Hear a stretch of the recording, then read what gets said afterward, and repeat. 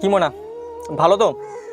আপনারা হাজারো রক্তের বিনিময়ে, হাজারো প্রাণের বিনিময়ে এই স্বাধীনতা উপহারে পেলেন, যে স্বাধীনতাতে ঠিক মতন কালেমার পতাকাটাও রাস্তাতে নিয়ে ঘুরতে পারবেন না, যে স্বাধীনতাতে ঠিক মতন ইসলাম ধর্মটাকে পালন করতে পারবেন না, যে স্বাধীনতাতে নিজের মনের ইচ্ছাটাকেও পূরণ করতে পারবেন না। এটা এটা কোন ধরনের স্বাধীনতা? বাংলাদেশে যেখানে 95% মুসলমান বসবাস করে, সেই মুসলমানের দেশে নাকি দ্বিতীয়বার স্বাধীন হওয়ার পরও নাকি কালেমার পতাকাটাকে রাস্তায় নিয়ে ঘুরতে পারবেন না।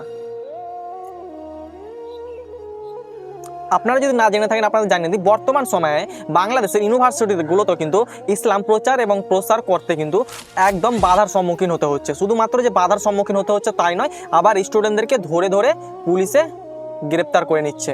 এবার আপনারা বলবেন এই সব পুলিশ তো স্বৈরা শাসকে রেখে যাওয়া পুলিশ, কিন্তু এখন বর্তমানে এই পুলিশদেরকে কারা নিয়ন্ত্রণ করছে? স্বৈরা শাসক বাংলাদেশ থেকে নিয়ন্ত্রণ করছে, না ডক্টর ইউনূস, না সমন্বয়কগুলো নিয়ন্ত্রণ করছে?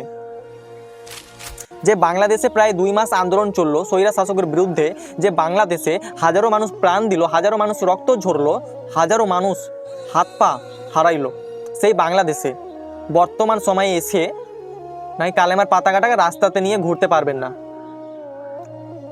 রাস্তাতে আল্লাহু আকবার বলতে পারবেন না, আর রাস্তাতে কোনো রকম ইসলামিক কোনো শব্দ বলা যাবে না। হাজারো রক্তের বিনিময়ে এই স্বাধীনতা উপহারে।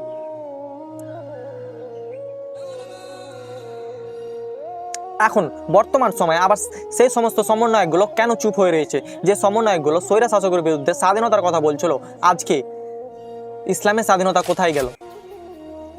এই জন্য তাদেরকে স্বাধীন করে দেশটা তাদের হাতে দিল হাজারো মানুষ, হাজারো সেই অসহায় মানুষগুলো।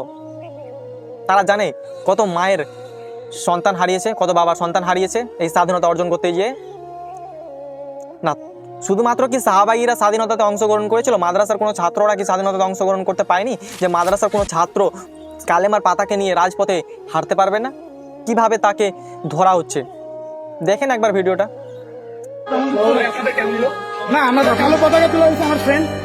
তো এই হচ্ছে বাংলাদেশের বর্তমান পরিস্থিতি। একদিকে যেখানে হিন্দুরা স্বাধীনভাবে তাদের যে কোনো কথাবার্তা বলতে পারছে, স্বাধীনভাবে তারা আন্দোলন করতে পারছে, কিন্তু কোনো মুসলমান কোনো আন্দোলন করতে পারছে না এই বাংলাদেশে, এই 2024 সালে নতুন স্বাধীন বাংলাদেশে। তো এই হচ্ছে বর্তমান বাংলাদেশের পরিস্থিতি। আমার মনে হচ্ছে এই বাংলাদেশের চাইতে সেই স্বৈরা শাসকের বাংলাদেশ তো বেশি ভালো ছিল।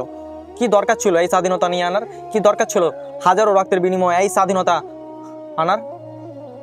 যদি এই স্বাধীনতা উপহার হিসেবে পাওয়া যায়, তবে এই স্বাধীনতার প্রয়োজন নাই, আরও একবার স্বাধীনতা করতে হবে।